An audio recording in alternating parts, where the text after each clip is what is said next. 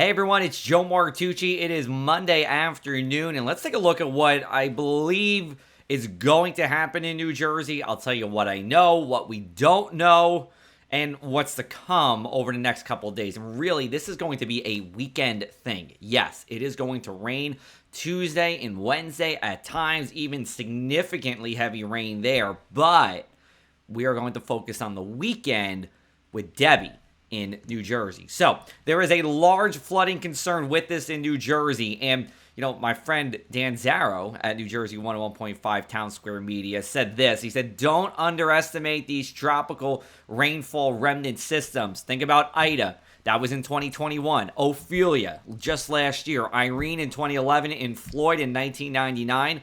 All of them big rainmakers, even as they were weakening, coming our way. Now, this will be at some point Friday to Sunday. Still don't know the timing just yet. And that's really the main question right now. Is this more of a Friday-Saturday thing or a Saturday-Sunday thing? Not exactly sure. But there will be rip currents and high surf as we go, really starting from Wednesday and then intensifying as we go into the weekend, weakening early next week. Now, here is Tropical Storm Debby. This is the 11 a.m. update. It did make landfall over near Steinhatchee, Florida, in the Big Bend of Florida. It is a strong tropical storm with the 11 a.m. update. Maximum sustained winds of 70 miles an hour. Top gusts in Florida with this have been about 85, 86 with this. That's what I've seen so far. So it was a weak Category 1 hurricane at landfall. Still, though, it was a hurricane. Now, the forecast over the next 3 days is pretty much spoken for. It's a slow drift to the north and east. Does it go offshore? Does it stay onshore here? It doesn't matter so much. The impacts really are the rain and how slow it's moving. And then look what happens as we go into days 4 and 5. It's just kind of like a big semicircle from South Carolina into New Jersey. Really, there's still a lot of uncertainty with this system in terms of the exact track. We know it's generally going to move north. We know it's going to move slowly at first until it gets to about New Jersey and then scurries out to sea. But what exactly the track is depends on if we're going to see a couple inches of rain or really a significant flooding event for us. Here is a look at that radar near landfall. You can see that eye going into the Big Bend of Florida. The moisture is on the north and the east side of the storm. There's not a lot of rain once you get to the south end of this system here. And that is some good news, at least for residents in Florida here and even on the west coast of Florida. The worst is over on our Monday afternoon. Now, this is from the National Hurricane Center. Look at the excessive rainfall risk and look at that area that's in pink. That's from North Florida into Savannah, Georgia, Charleston, South Carolina, Myrtle Beach, and Wilmington. There is a high risk or a level 4 of 4 risk of excessive rainfall. It is possible that in South Carolina, they break the state rainfall record from a tropical system. I'm going to look at my notes here. That is 23.63 inches back in Florence in 2018. There is a ton of moisture with this, and it's not moving fast. It will rain for days on end here. Now, turning a little bit closer to New Jersey and what we could see. This is what we have going on. This is our mid-level pattern on Monday. You're looking at the 500 millibar layer. That's about 18,000 feet high. We have that low-pressure system over Florida right now. Look what's happening, though, to our north. You see a lot of that yellow and orange. What is that? Well, those are an area of high pressure. We call this a ridge of high pressure, and it's essentially acting like a fence blocking this storm from escaping north into the north and east. So it really is cut off from the main flow. We call this a cutoff low, and cutoff lows during the winter and spring, that's how you get that rain or snow for days on end here. Kind of the same thing. It's just this is a tropical system, and of course, more moisture, and this is not going to move much until this ridge of high pressure breaks down. Now, we take a look at our Futurecast through Thursday night. Yes, we do have some rain in the forecast here, especially Tuesday night. We actually have a level 3 of 4 risk for excessive rain. I'm going to call it Central Jersey. We can debate that later, but pretty much interstates 195 south into about Ocean and Burlington County in a level 3 of 4 risk for excessive rain. But the main rain from Debby still stays in the southeastern coast, and it's widespread 8 inches plus for that coastal area. Now, this is a look at our spaghetti plots. These are a number of different models plotted on the same map to show where the center of the storm is. They're pretty much all if they're not over New Jersey, they're near New Jersey. This is going to get us. That is not in doubt here. I mean, that scenario of escaping far enough out to sea, it pretty much went away over the weekend. This is going to come through New Jersey. The question is, how slowly will it move over New Jersey? And as a result, how much rain will we see? An inch or two is pretty much a guarantee, but could we be talking about a significant widespread flooding rain event like we've seen in years past from tropical systems? That is still the question on Monday we need to answer. So let's take a look at two different models here. It's both showing the same thing. This is in the sense that this is the 500 millibar charts, that mid-level pattern.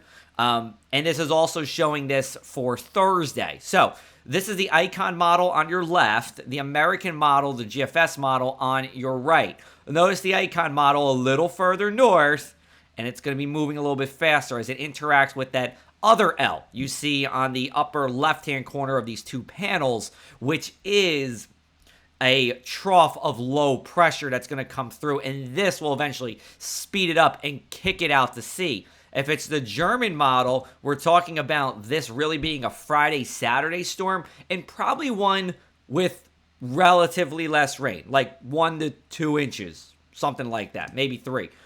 The GFS model, the American model, slower to interact with that system. It's slower to move, and as that ridge breaks down over the weekend, it's more of a Saturday-Sunday thing, and we get more rain.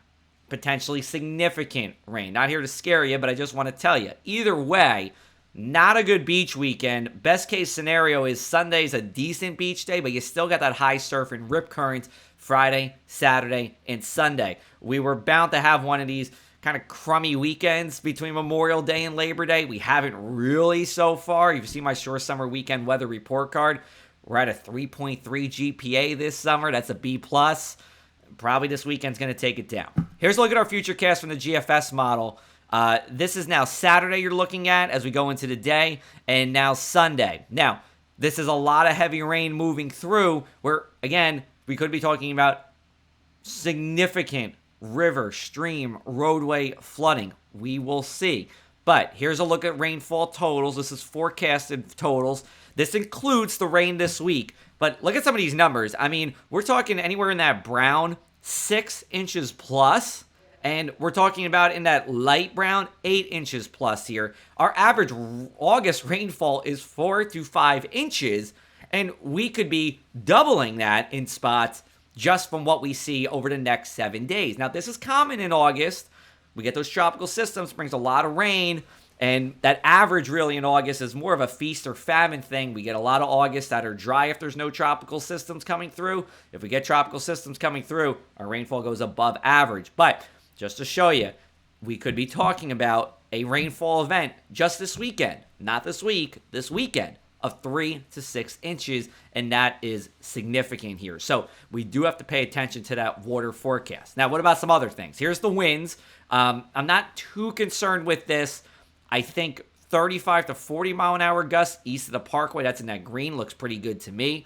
Lighter amounts, weaker amounts west of there. Don't see much in the way of wind damage. It's not going to be nice, but not much in the way of wind damage. In a worst case scenario where the track of this stays just offshore and stays maybe 50, 100 miles off of New Jersey, you can bump this up to 50. But I'm not thinking winds are the main concern. This is primarily a flooding rain threat. Then we'll see the tidal flooding. I think it's mostly minor flood stage because, to be honest with you, I think these winds are generally from probably the south, even the southwest.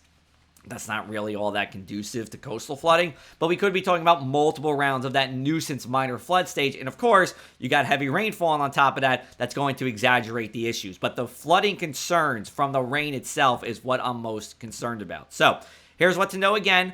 It's not a definite for this big impact flooding, but that's something you could keep in the back of your mind. I think you, at a baseline, are expecting 1 to 2 inches of rain over the weekend. So if your basement usually floods, in heavy rain events, think about that as we go into this week, how to prepare for that. Coastal flooding, just be aware that it could be tough driving around the bayside towns throughout the weekend. I will update you again in this video format, probably on Wednesday, and then we'll continue to track it from there. You can follow me at JoeMarkWX on all of your favorite social media platforms, and you can visit my YouTube channel and subscribe there too.